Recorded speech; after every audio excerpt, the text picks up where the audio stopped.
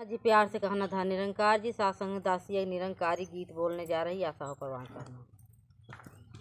माटी के ठटरिया में नहीं बारहनमा, माटी के ठटरिया में नहीं बारहनवा, सुगनाया आखिर दिनवाना, सुगनाया आखिर दिनवाना, छोड़ी के जाइब कवनी ओर, सुगनाया आखिर दिनवाना, छोड़ी के जाइब कवनी ओर, सुगनाया आखिर दिनवाना।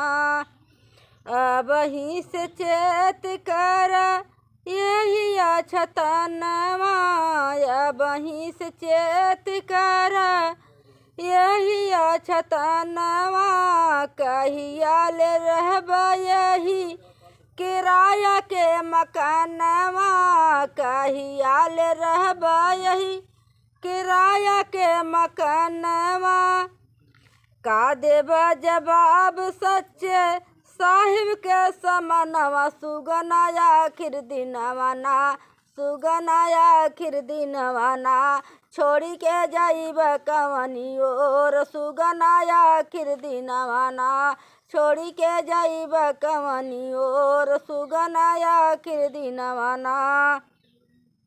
अब तक बीतल चवरसिया के जेल में, अब तक बीतल रसिया के जेल में, मानुष तनवा के ना बितावा खेली खेली में, मानुष के तनवा ना बितावा खेली खेली में।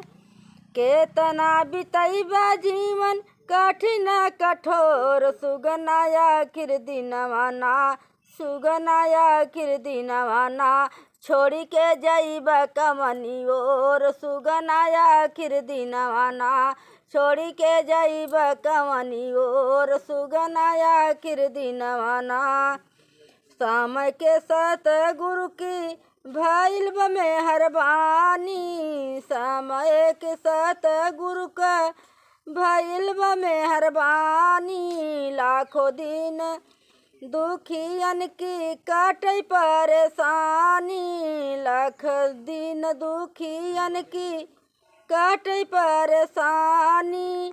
बनारसी संदेश लेके आयल भैया तोर, सुगनाया आखिर दिनवाना, बनारसी संदेश लेके आयल भैया तोर, सुगनाया आखिर दिनवाना, सुगनाया आखिर दिनवाना, छोड़ी के जाइब कवनी ओर, सुगनाया आखिर दिनवाना, छोड़ी के जाइब कवनी ओर, सुगनाया आखिर दिनवाना। सासंग प्यार से कहना था निरंकार जी।